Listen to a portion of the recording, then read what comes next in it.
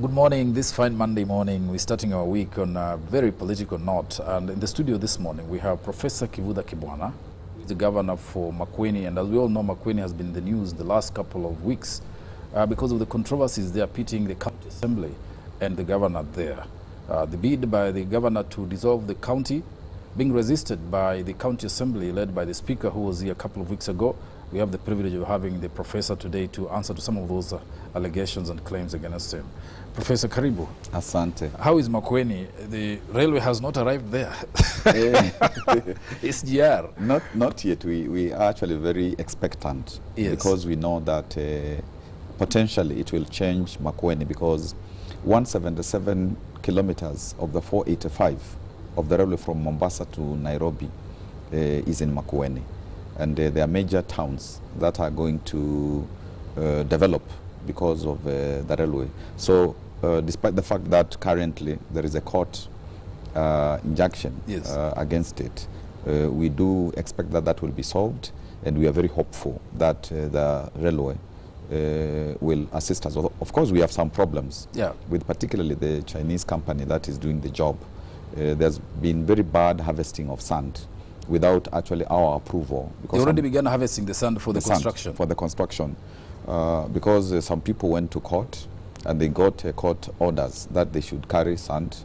There wasn't the NEMA certification properly, and they are carrying the sand until they just scoop everything from the riverbed. From the riverbed, like in Kambu River, in Kiboko River, and we are facing the danger of some sand dams that we had built being destroyed by the coming rains. But why are they mining the sand already, and yet they haven't begun in Mombasa? I mean, in Mombasa, where the railway starts. I think it's quite a distance before they get to Makueni County. Makueni, right? I think because Makueni has the most extension of the railway. Maybe that is why they have thought that they should start early. But what really concerns us is they are not cooperating with us, because sand or hard core, those are common minerals, and you have to deal with county governments. But we are also in court because as we went to challenge. County government. We went to challenge. These people are getting court orders to carry the sand. We went to court so that we can. When you say these people, it means who? The railway people, the China people, give contracts to private companies. Yeah. So essentially, it is those private companies. But the problem is, since they have court orders, we can't simply go and stop until the court agrees that there is environmental degradation that is happening, and also the resources are being taken by a company without recourse to the county government. Before we get that kind of green light, we are in a difficult situation.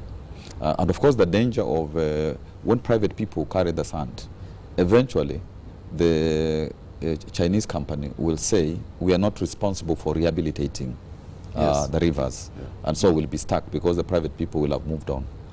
But okay, just before we get out of there, there are people who went to court separately on compensation, and yes, I know there have been complaints. People have called me personally in parts of Makueni going towards Taita Taveta, where the SGR or Kenya Railway, I think, is acquiring the land. But the compensation, there's a dispute about compensation, the amounts being paid for it. Have people come to you, your Makueni residents, on the matter of compensation and acquisition of the land? We helped the Kenya Railway as well as the National Land Commission in terms of identifying who owns land, because we have surveyors, we have planners. So part of what we did was to help them identify who owns what land, including public land, because there were some people who wanted to sell public land to say that it belongs to them so that they can be compensated, especially in the Mutitwandei area. Yes.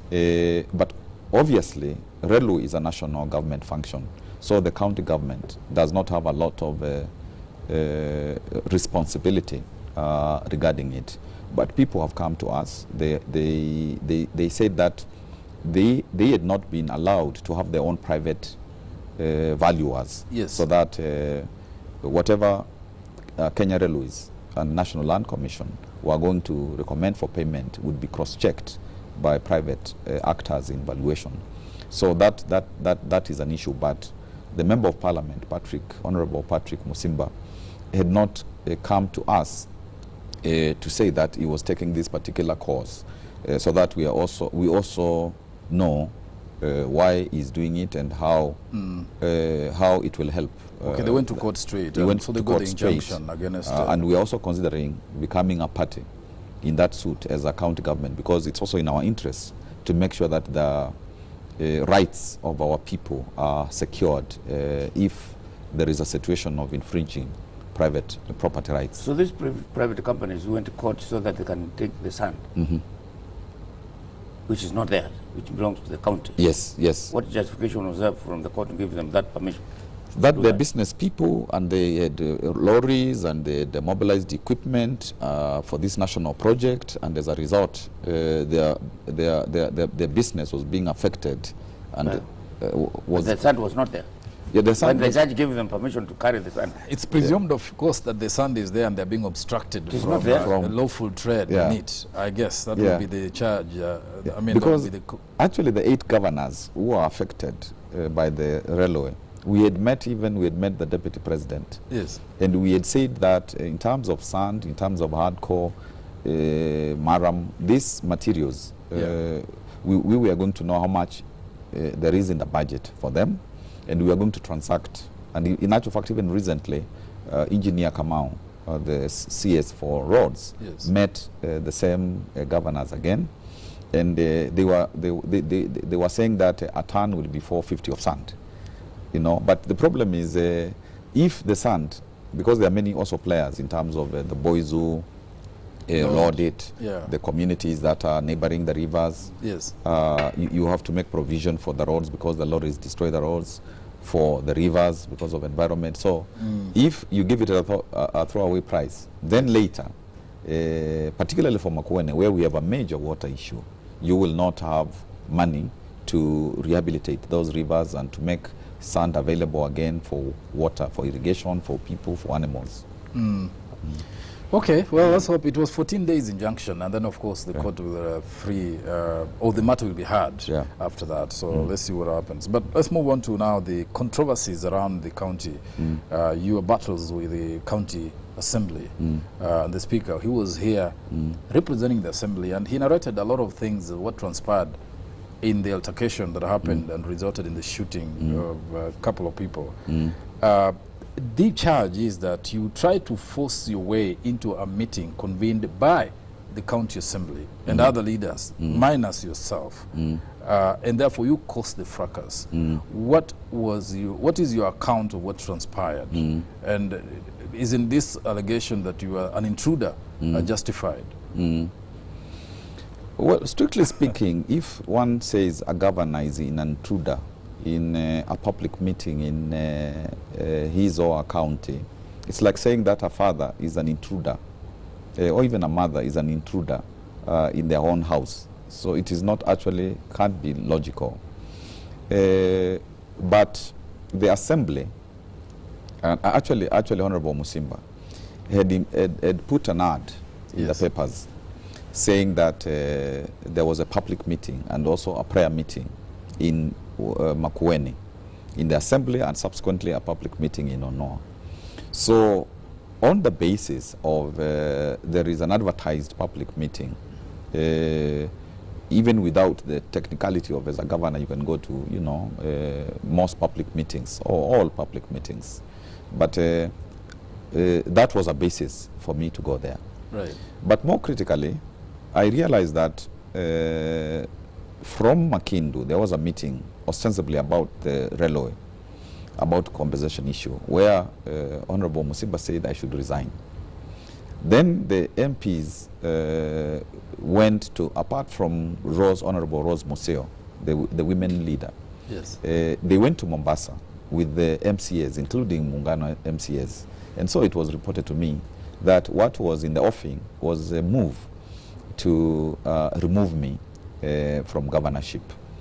And it was decided that instead of that decision being made finally at Mombasa, it should be made in Makueni. Exactly. And after it is made in Makueni, they should go and announce it at the headquarters in a public rally so that they get support from our people.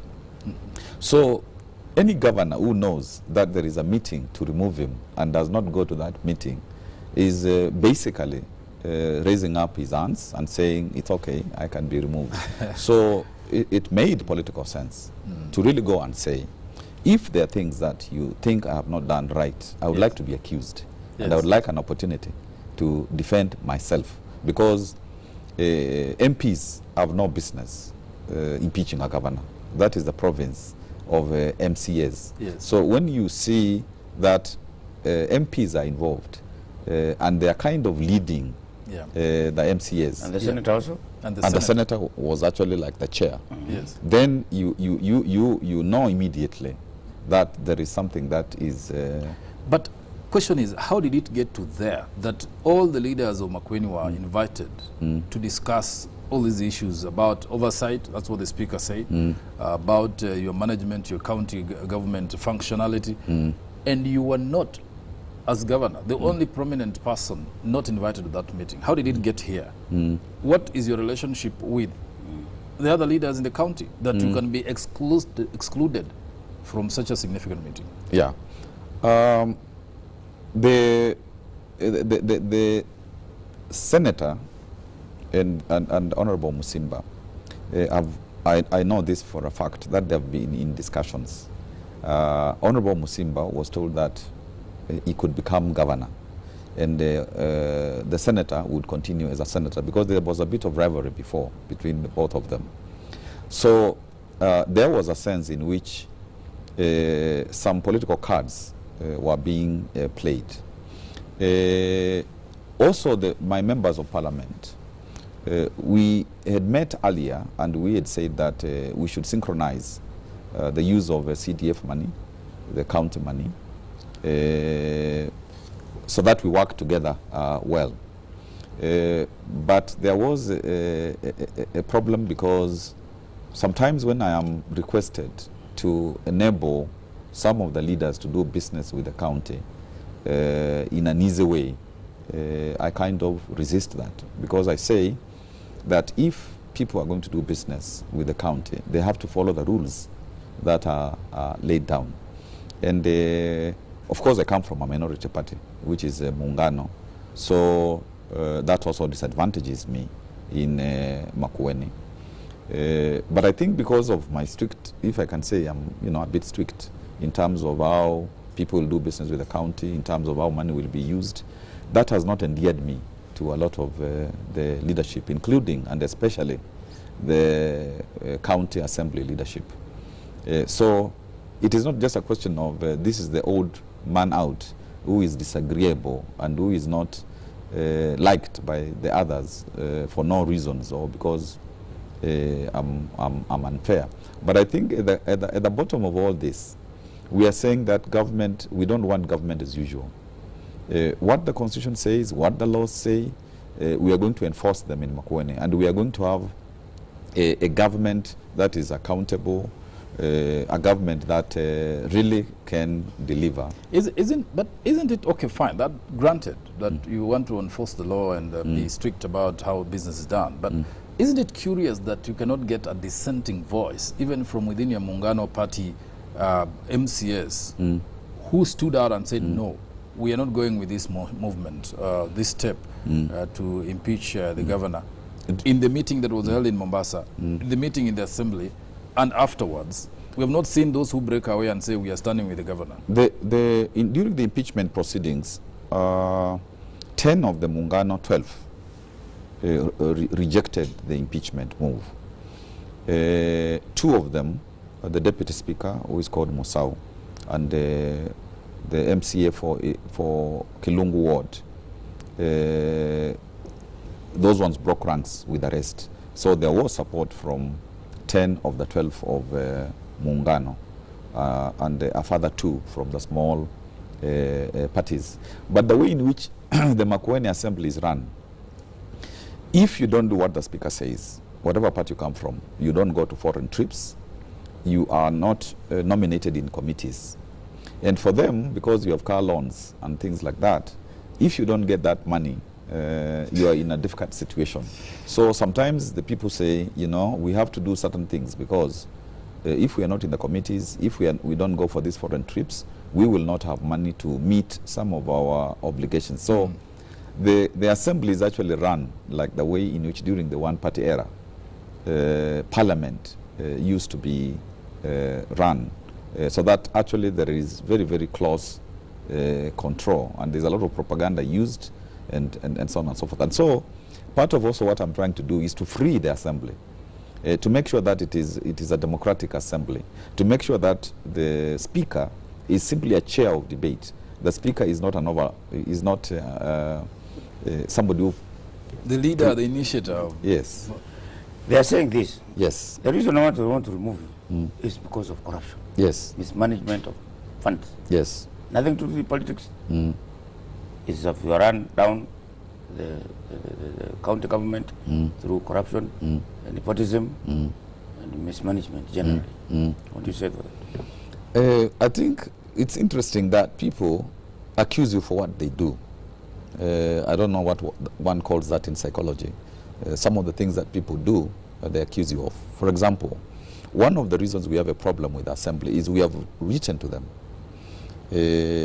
asking them to make available their accounts, because the Minister for Finance, our Minister for Finance, or the Executive Committee member for Finance, is mandated by the law to check on how they spend money, because he's the one who requests for money from Treasury for them. They have refused to do that. They have said they are an independent entity, and therefore we cannot oversight their accounts. And the Public Finance Management Act says clearly that is what must happen before we take the accounts to the Auditor General. And actually the first minister who asked that, they wanted to sack him. There were dismissal proceedings against him, and we switched him to trade. The second one also was being processed for dismissal by the assembly until there was a court order from Bugoma saying that assemblies can't do that.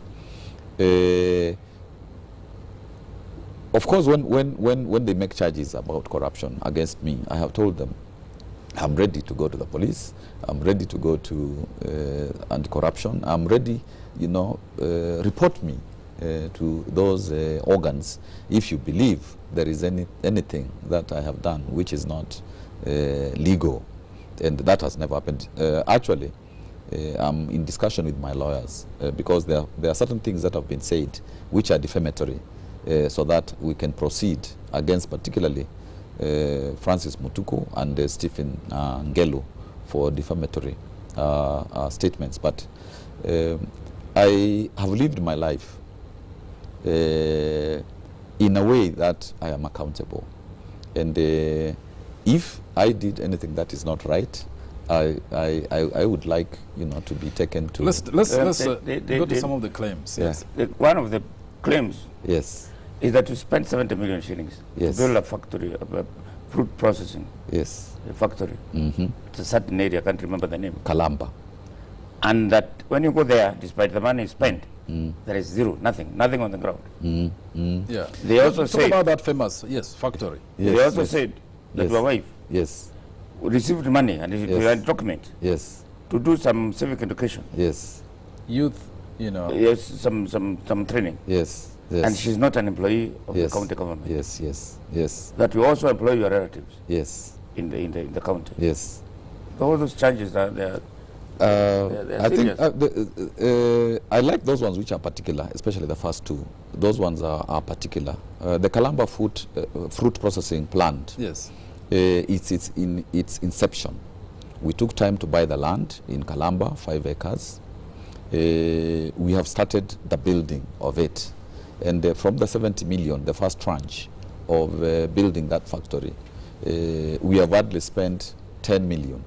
So for somebody to say that we have spent 70 million already, that is incorrect. They say that is in the accounts, in the Auditor General's it is not report true. that It is this amount was spent. It is not But when true. they went on the ground, there is nothing It is to show for it. that is a plain, simple lie, because figures speak for themselves, and the figures say that In actual fact, we are going to lay the foundation stone this week.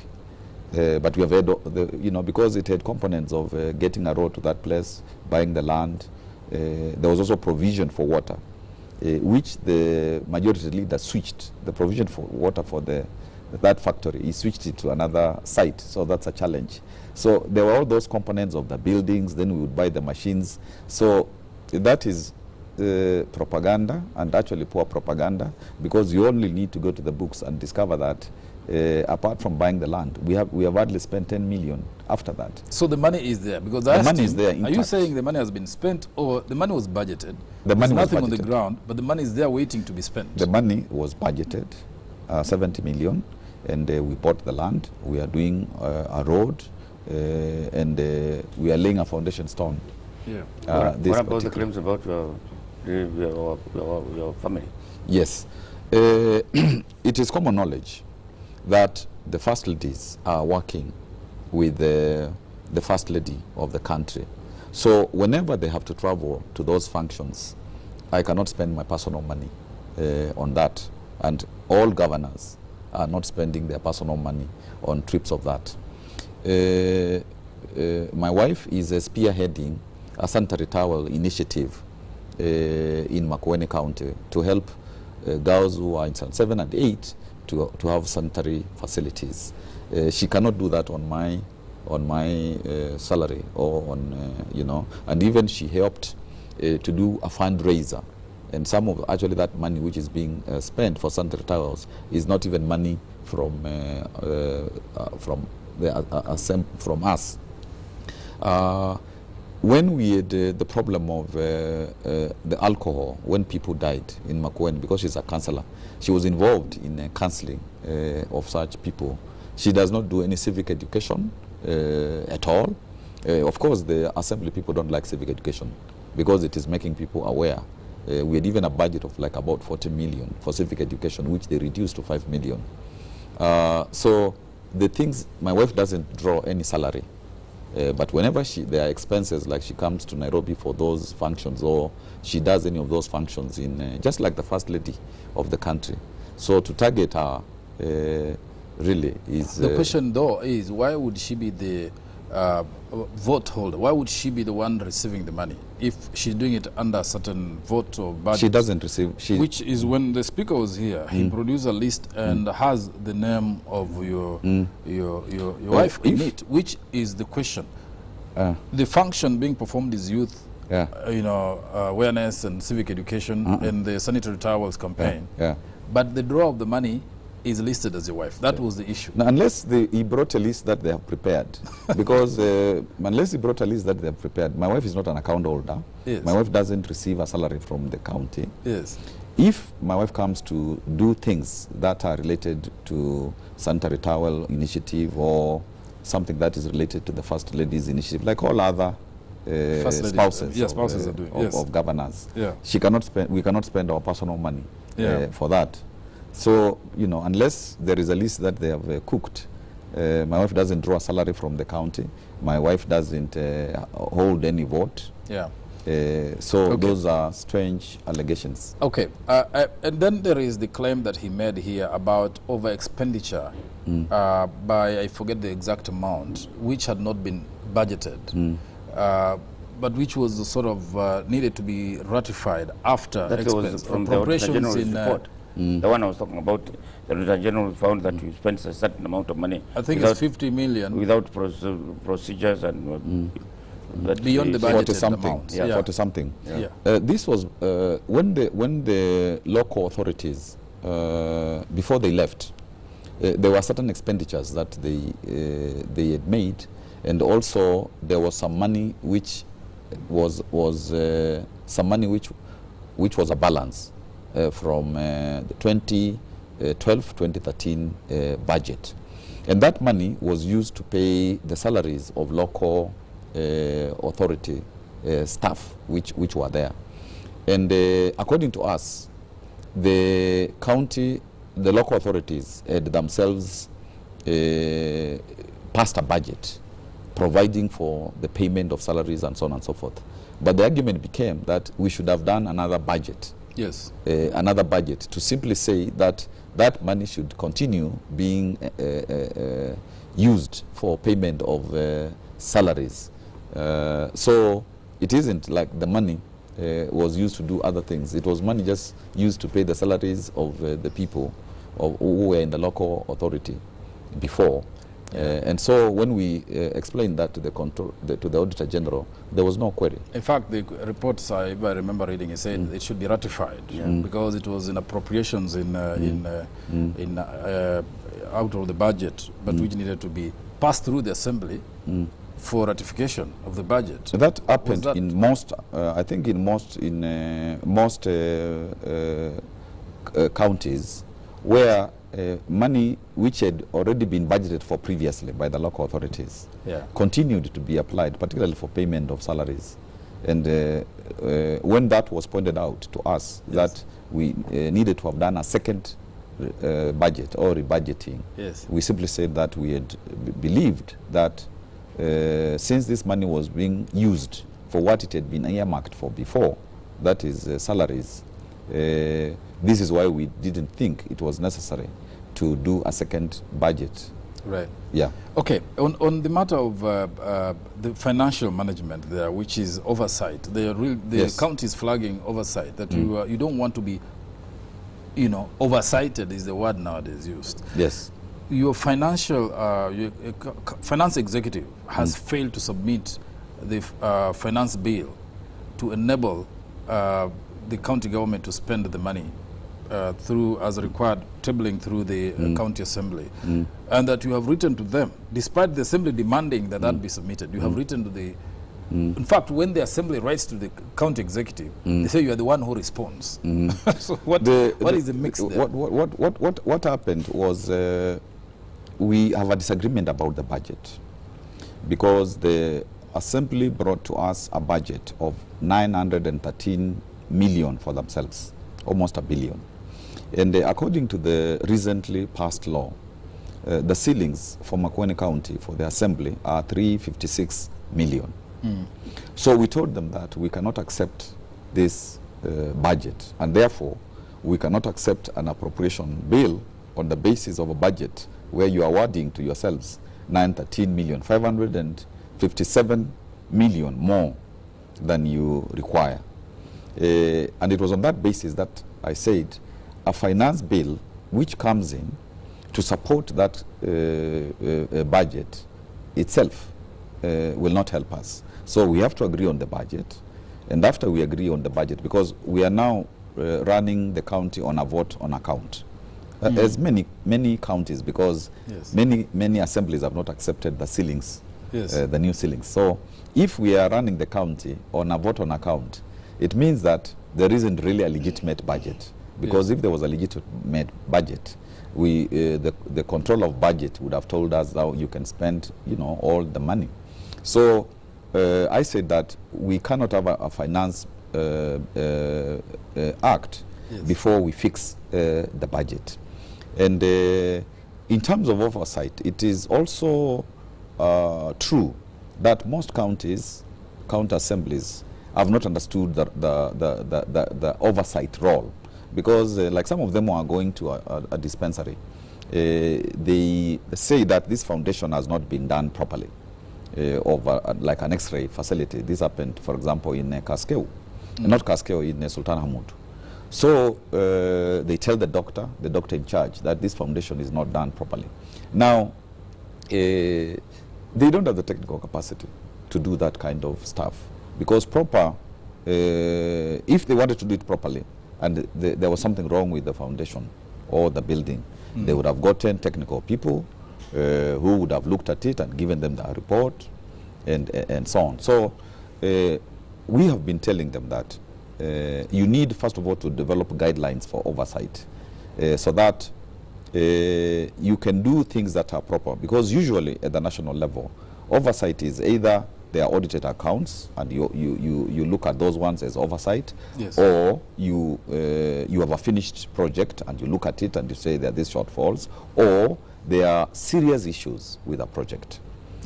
And indeed, even the national government recently, the National Assembly, came up with rules about what oversight is. But when some of these guys go and they are trying to harass contractors, they are harassing the staff of the county in the name of oversight, I say, and like my Minister of Finance was called once to the assembly by 2 committees at 10 the same day, you know, in the name of oversight. So he was not even sure which committee he would go to, because a lot of the times they are being called. And this is why I said, I would like, when a minister is called, I would like to really discuss with the minister and be able to know, is this legitimate oversight or is it harassment, or are they being withdrawn from real work so that they're taken on a merry-go-around? Because part of the problem, like why we are saying I'm supporting the Citizens Initiative to recall all of us, it is because there are certain things that are being done which make it very difficult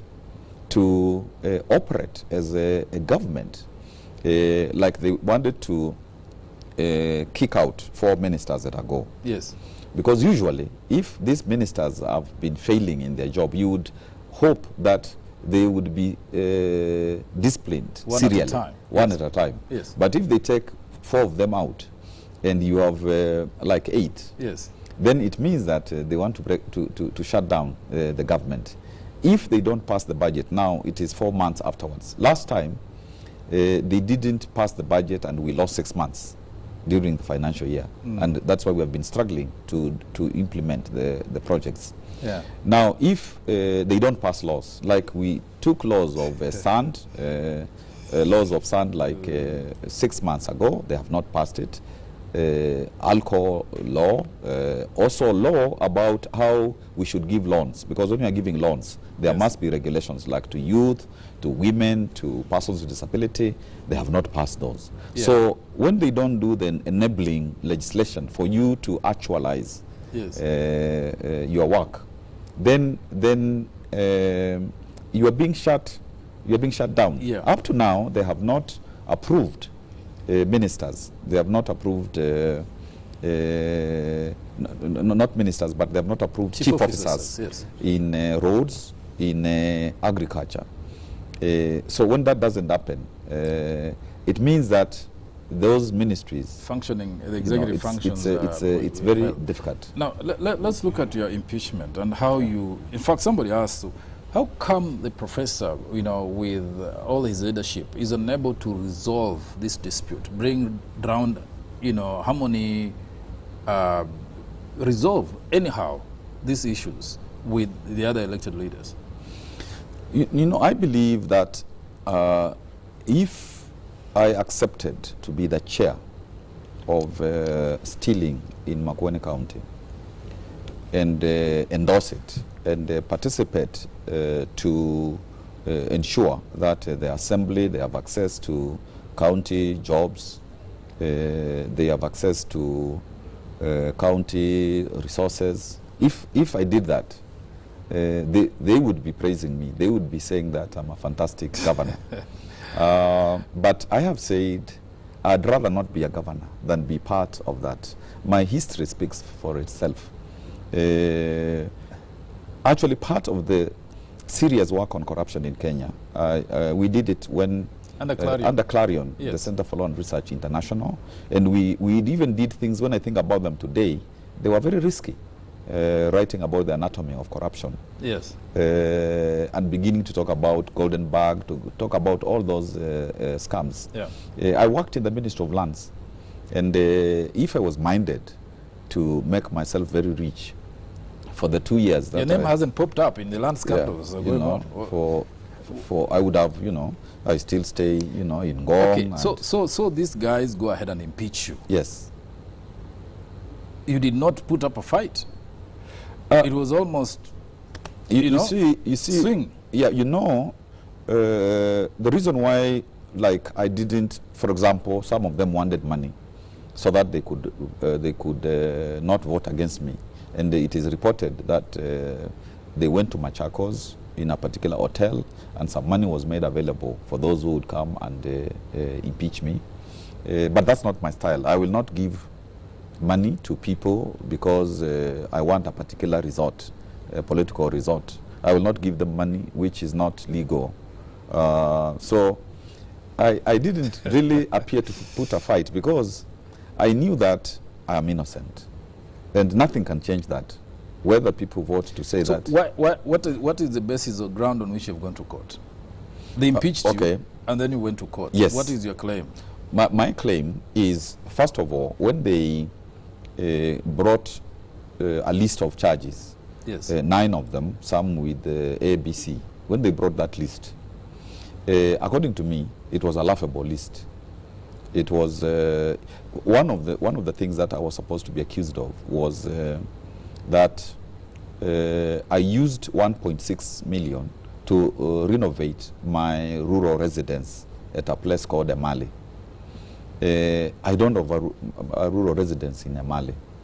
So it was laughable that whoever was drawing the charges did not even know that I don't have a residence in Emali. And of course, I never used any county money to renovate any residence that I have in Emali or anywhere else. Yeah. When they say that I am, I demean myself as governor because I write in social media about them, and that's a charge for impeachment. You know, when they say, you know, things that are really laughable, and of course before that, when they came to water on that time when there was the shooting, they had circulated leaflets, which of course were unsigned, you know, accusing me of, you know, many things. Some of them was, my wife is a contractor in Makueni, and she had done work of 55 million shillings. And I said, if that's true, it's easy. You just produce the evidence, and my wife can go to committee, like all criminals do. And if I'm part of that criminality, I can also accompany her there. So, you know, so I have understood. They brought these charges. Yes. They impeached you. Yes. So you are in court. What are you asking? You see, on what basis do you want that? What are your prayers? Yeah. Well, first of all, those charges did not have any substantiation, because when you want to have impeachment proceedings, proper ones, you say the governor as a rural resident has put money, yes, you know, then you show the evidence, so that when I'm defending myself, I'm able to defend myself. They had just a list. They didn't have any substantiation whatsoever, like was the case in the Wambora case, you know, in the cases which have come forward. Yeah.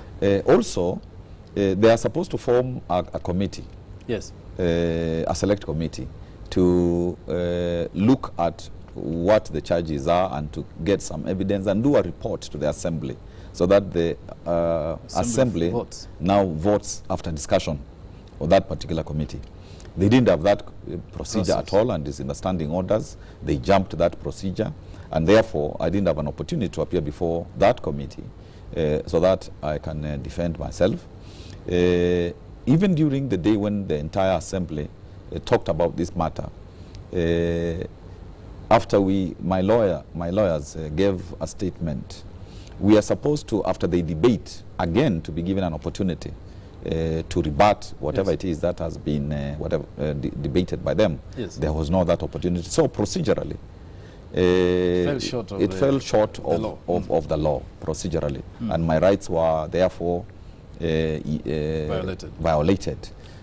So this is the basis on which I say that even Senate has no charges which they can process me, they can use to process me, and therefore I was going to court so that the court is invited to make a decision whether there are any charges, any legal charges against me. Okay. Let's go back to politics. There were attempts by other people in Ukambani to mediate.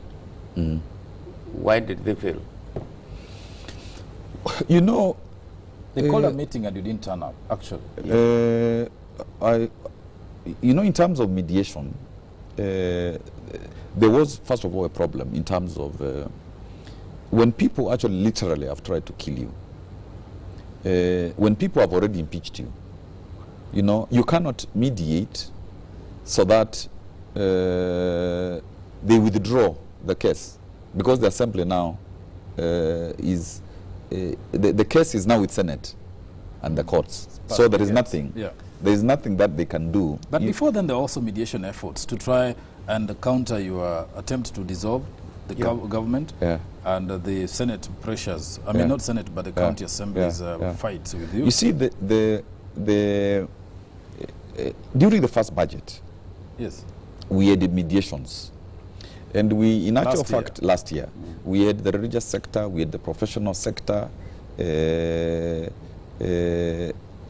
We had actually all leadership from Makueni mediating. And it was very bruising. Even the controller and Auditor General, sometimes we would have meetings with up to 2 trying to help us. Now the same issue arises again, a desire to have as much money as possible. And you know, I say that if we are going to, you know, to really talk, these people must obey the law. Because again, you cannot talk so that people don't obey the law. You know, so there were some conditions in terms of if we are serious, you know, we must obey the law in terms of the law says that this is the money. And there is no budget which has been approved by the controller so far, which defies the ceilings. Yes. You know, of all the other counties. Of all the other counties. There isn't a single one that she has approved, which defies. That's why most of the counties are on so you didn't find these mediation efforts? you know, in terms of course, they talk to people, I talk to people, you know, and in actual fact, we told the religious sector that these people who have promised that they are not going to get into impeachment will exactly do that. Yeah. And they moved from the place Manzone where they met with the religious people. They went to Machakos where, you know, it's alleged they got money, and they came to impeach. So I think until one knows what kind of crowd we are dealing with. Now let's look at the solutions. You look like you are the Lone Ranger. They are wondering now, you are the one who is corrupt, you are doing those kind of things. Now you want the county dissolved. Yes. Why do you want the county dissolved? Well, it's not me. You are the only one. It's not me who wants. No, it is not me who wants the county. That's the way the perception it is not me who wants the county dissolved. It is the people of Makueni. It is actually an initiative of the people of Makueni, but I support it. Yeah, the patron I support it. I support. I'm not a patron, but I support it. I support it because we actually, if devolution is going to work, we must have sense in our counties. That's right. Yes. And if in Makueni we have to pay the price for showing Kenya that devolution is so essential. In actual fact, there is no constitution without devolution. So if we have to say that assemblies must become assemblies, including the National Assembly and Senate, if we have to say that, and if we have to say that governments must be run without corruption being official policy, if we have to say that government must be run with the people, for example, in Makueni, the decision to suspend the government was taken by the leadership, the grassroots leadership of Makueni. We have. But which leadership? If the elected leadership is saying the people's leadership, the people's leadership, the people expressing themselves through the people's leadership. You see, we are saying, we are saying. People are saying now, Prof wants to run the government like civil society, where you go to the grassroots and mobilize people, and you have left the elected leaders here. You know, according to the Constitution, according to the County Governments Act, public participation is central. It's true. In actual fact, part of why the democracy in Kenya has been long in maturing is because when leaders are elected, they forget the citizenry. Consultation. They forget consultation, they forget in all matters, development, what have you. So in Makueni, we are also doing a new thing in terms of we want to have from village level, because the County Government Act as the village, as the bottom entity, and even sub-villages. So there we have we organize ourselves so that actually people make decisions. For example, one of the things that people don't like in Makueni is every project must have a project management committee from that community. Yes. And, you know, they supervise you. And you can't be paid if that committee does not approve. Yes. So, and of course, you know, some contractors, you know, don't like that, but we are saying that this is Makueni. Yes. And they ask the MCAs to, you know, put pressure on us or on our administrators. So at the ward level also, we have, you know, all community organizations They have got, like, whether they are funeral associations, they are self-help groups, they are women's groups, they are youth groups. They come and they make decisions. They come and make decisions on budgets. They come and make decisions which on, are binding on the government. Which are binding on upwards. us. They Yes. can call me. Yes. A village, entity can call me and say, this is not right, or this is what we want, or this region has been left out. So we are simply saying that public participation must be real, Yeah. and the government, the sovereign power, Yes, is with all the people. Now, about this move, how far? I mean, we don't have much time, but really, Yes. I want to hear the ultimate end of this story. Yes. You are still pushing on with dissolution of the county government of Makueni. The people are pushing on, and actually, they are very serious about it. Really? They are saying that they want a fresh crop Yes. of leaders, including governor, deputy governor. And I also run the risk of, if I was to say, I don't think that's a good idea, Yes. they would not be happy with me. In actual fact, the reason why I can be governor of Makueni today, and the reason why even parties like Wiper are listening to what we are saying, it is because the populace is solidly behind the governor and the deputy governor. And some of those MCAs now don't go to public functions. Even some of the MPs don't go to public functions because the people are not happy So, with how them. far is this initiative?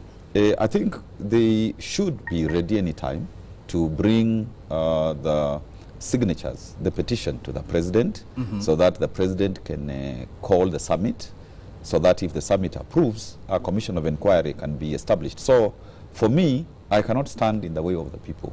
So they'll collect the signatures, you package them, present them to the president, a They summit will- is called, Yes. a team is set up to inquire. So, into summit means who? The governors. Governors the summit. Council of No, Governors Council and the of Governors. president. Yes, yes. the Yes, so summit, that yeah, will with be the president. called. And from all indications, the governors, because they are intimately aware of what is happening in The governors Makueni, have already supported you, supported this but initiative. the Senate is opposed to dissolution of the county government. Yes, the Senate may be opposed, other people may be opposed, but when the people present it and they argue their case, why the government is not operating as well as it should so that it can deliver services to them, the matter also will come to the public court because a lot can be achieved. But you know that the dissolution of the county government does not automatically result in another election. It could be the county government or Makueni County could be placed under another authority for a while. It is that a happy according to the ending? law, it will be placed under a commission for 90 days. Yeah. Yes. And then elections will be arranged. And the elections take 60 days. Yes. So the maximum is Basically is 5 basically months. 5 months. Yes. But if that is the price, that has to be paid. Yes. So that people realize that these governments don't belong to the elected leaders. These governments have their owners, and people need to start respecting that reality. If that is the price, You so be it. you are a kamikaze governor. I mean, Yeah. what assurance do you have that you'll be elected after the dissolution, or is this not none of your concern? It is none of my concern because we want to introduce order into Makueni County, into devolution, into all our counties. And we want the message to go abroad in the entire Kenya that assemblies and executives that don't actually serve the people as should be risk being discontinued by the people. I think it's a message to the entire Kenyan community. Don't you fear people seeing you as a suicide bomber?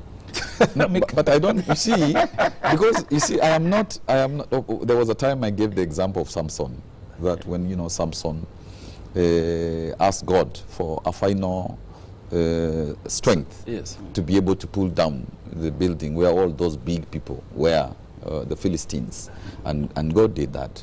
But although that's like the example you're giving, a suicide bomber, actually, you need very resolute leadership.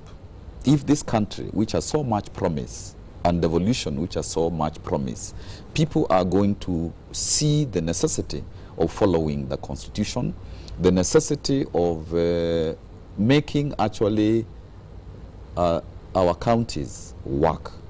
And I think that is I think the Makueni people are saying it is time for these governments to serve the people in a true way. And if I don't come back, some other governor will come back who is preferred by the people, and that will be the people's verdict. And that, I have no that problem. That will be a corrupt governor. It will still be the people's choice. And after they have done what they want to do with Makueni, Yes. they are not likely to choose a clearly corrupt governor. Worst case scenario, Yes. you go to the Senate. Yes. The Senate hasn't decided whether to call its sittings or set up the committee to probe you, your impeachment petition. You are called, I mean, the Senate impeaches you. What next? Worst case scenario. Best case scenario is the matter goes before Senate, it finds there is no basis for this impeachment, trashes it, and you continue to be governor. Yeah. So you continue with your bid to dissolve, or will The you people, change? the Yes. people The continue people- with their bid to dissolve. Yeah, it is not the governor's bid. The governor is associated with this bid. No, of course in Kenya, Yeah, he supports the bid. in Kenya we always associate things with quote The big big people. person, yes. The big person, Yeah. the big man. So worst two scenarios Yes. happen. Yes. You get impeached. The Senate approves. I Yes. mean, endorses, impeaches you. Or you go to the Senate. The Senate throws out your impeachment. You continue to be governor. How do we proceed from those two? Well, if we are impeached by Senate, there is of course the court case, which is going on, and if the court was to find that there are grounds for the impeachment, then it means I will not be governor. Yes. And so be it, because these institutions may not necessarily always do what is right. Yeah. But my solace is that I have not been impeached from the people's hearts. Yes. I know that there is solid Yeah. rock, So solid then support. you're impeached. Then you go home. Then I the go initiative home. of the Then- people's dissolving, because ultimately you're not going to be governor. That's what I mean. Yes, Whether it is by impeachment process, yes. or by the popular will of the people, because the Yes. government is going to be Yes. dissolved. Yes, and- So you are a kamikaze governor whose time is ticking. When do you? No, not really. You see, I am not dying to be a bad governor. Yes.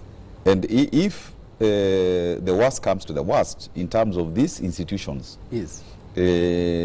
whether it is Senate or it is the courts, saying that I cannot be governor, I will live with that. But Yeah. I know the people of Makueni will themselves be very aggrieved by those decisions. Okay. And sometimes democracy works that way. It's not perfect, particularly Kenyan democracy yet. All right. Just the feedback, from our viewers is very, and interestingly, it's very overwhelmingly in your support. Everybody thinks that you are right, that you have proved that governing is not easy. Let Makueni be disbanded. Francis Mutuku must go home and let Kibwana lead the democratic citizens. People think that you are doing a great job. You are with them and you are representing them. They leave my governor alone. Apparently, there is a bit of this popular support we are talking about. How are you achieving this support despite the opposition from all the other leaders to yourself? How does it happen that the governor has people supporting him, but all the leaders are against him? Is it just about this tussle for power, corruption that you are Because alleging against the each other? people believe that we are trying our level best to be of assistance to them. We respect them. We dialogue with them. When we make mistakes, we say we have made mistakes. So they trust us because they also know that we cannot steal their money. So I think for any politician, you normally desire to be on the right side of the people, Right. especially a citizenry that is empowered and that is beginning to ask questions, to demand certain actions. And I really look forward to Makueni succeeding because it is going to be a trail blazer. What's your relationship with the new governor, the new senator, the young man who probably was your Tula student? Kilonzo Jr. Yes, Yeah. he studied in India, but because I was a professor of law, I could have taught him. could have taught him. So what's the relationship with him? I think he was part of getting the MPs and so on to kind of organize against me, but I don't think he's a bad person, and I think he has learned that certain things are not to be done, and I look forward. Why would he want to do that? Why was he doing that to organize the MPs? Wouldn't you share There was a certain time. There was a pedigree? time because of your past legal background, backgrounds, yeah. exposure. Why would he be cast There was a against? time that it was said that Muungano and Wiper were going to merge. And some people said that I could be a Secretary General of that new Wiper. And Honorable Mutula wanted to be Secretary General. And I think that might have created some tension. But, you know, political parties in Kenya are very weak. Suppose the father was the senator, what would have happened? The father Suppose he hadn't died and the father would have actually helped so that some of what is happening in Makueni wouldn't. Would not have happened. He was a man of his own mind, and he did good things. Finally, just in 30 seconds, so there is no potential or prospect for a resolution of this conflict and you and the county assembly working together? If they do all the things that they are supposed to do, they will pass the laws, they will pass the budget, they will do proper oversight, they will get the people who need to work in the county approved.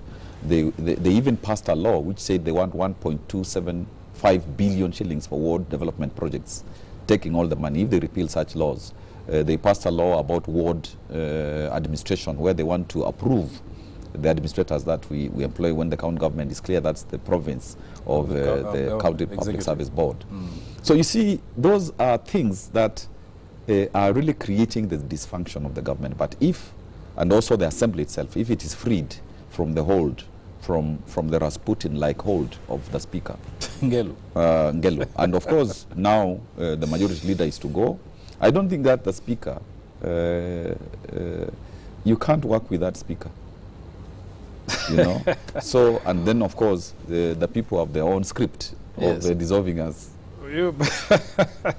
All right, okay. Thank you so much, Professor Kivutha Kibwana, the governor for Makueni, talking and giving his side of the story and looking at the future of Makueni. He thinks the people's will shall prevail, which is to dissolve that county government and have a fresh start. The Senate is, of course, expecting to deal with his impeachment, so we wait for it as well. Thank you for watching Power Breakfast.